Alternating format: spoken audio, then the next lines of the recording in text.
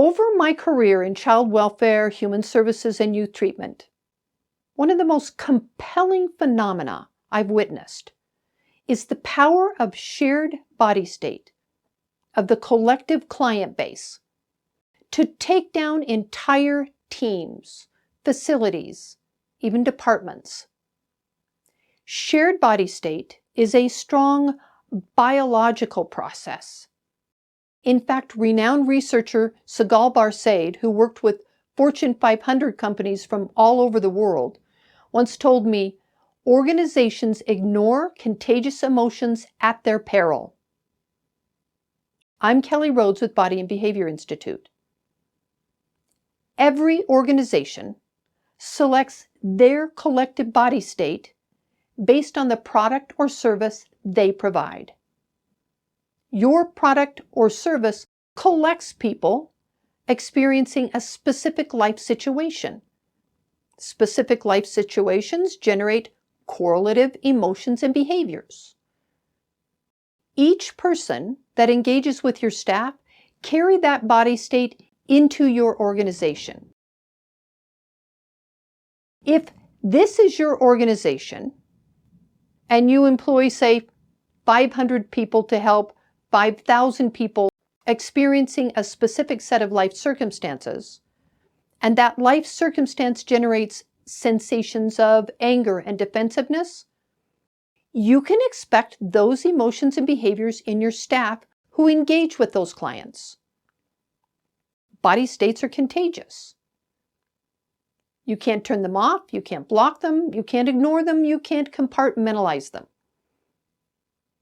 Contagious emotions is a biological process designed to help us survive. If the collective body state of your client base is fear or aggression, you might see body states of fear manifest in your staff. You might see more cussing, name-calling, gestures, 1- and 2-word sentences, huffing, grunts, frenetic movement, posturing, door slamming, more covert relationships and alliance building. Staff may be more likely to speak under their breath or raise their voice, use threatening language and behaviors, invade the personal space of clients or coworkers, employees, or supervisors. This organization might spend more resources on increasing safety or resolving for events where safety was not maintained. Interpersonal disputes, injuries, emergency room visits, workman's comp claims. Shared body state of a collective client base may be why the National Institutes of Corrections has a webinar on promoting civility in the correctional workplace. If the collective body state of your client base is scarcity, for example, food or housing insecurity, you may see staff in body states of scarcity. You might hear staff complain about not having enough time to finish their work, to chart or write required reports, answer email or voicemail, that caseloads are too high, that the agency is short-staffed, that the office supplies are always running low, that there aren't enough agency vehicles, or when there are vehicles, they're always out of gas. Staff may be more likely to consistently run late or just not be able to show up for scheduled meetings. This organization's resources are tight and unpredictable. This collective body state of your clients contagious your staff who engage with them. Staff's collective body state contagious your middle management who engage with them. People who engage with this organization's middle management can be contagious by them. This is typically administration and directors. This is when admin and directors might experience physical sensations that make them worry about their heart. So, if this is your business, and these are your client base, and these are your client base's collective body state, and you can't block, ignore, turn off, or compartmentalize shared body state, what do? The first step to shifting a collective body state is knowing what body state you're dealing with. Second is teaching your staff the basics of shared body state, including why your clients may have those specific sensations. Understanding what's happening in our body and brain gives people some sense of controllability over a situation or sensation. This can bring a huge relief.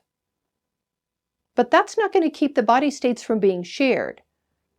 So you're still left with the body states of your collective client base. The third step is to teach your staff how to shift from that dominant body state to a pleasant body state. And it can't be any pleasant body state.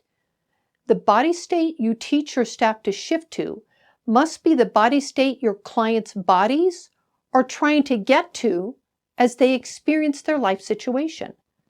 That's going to be different based on the life situation of your collective client base. If your client base is in fear, there are specific exercises, practices, that can shift your client's body state to courage and compassion. If your client base is in scarcity, there are exercises and practices that can help shift your staff's body state to abundance and compassion. The more proficient your staff are at shifting their body state, the more likely they will be able to shift their client's body state during their meetings, which means you can expect to see less of the emotions and behaviors identified earlier. When this is part of your employee training program and your staff become proficient at shifting their client's body state, you may see less burnout, less vicarious trauma, less turnover, and all of the related costs, recruitment, hiring, new employee training. You might see more clients reach their treatment goals and more staff achieve their employee benchmarks. You're more likely to see better morale, longer employee tenure, and increased productivity. You might see better client engagement and more positive experiences with your staff and the services you provide. Depending on how proficient your staff are at shifting the shared body state of your collective client base, shared body state can either be one of your most expensive or your most valuable currencies. I'm Kelly with Body and Behavior Institute. If you found value in this video, please give it a thumbs up or subscribe. Thanks for watching.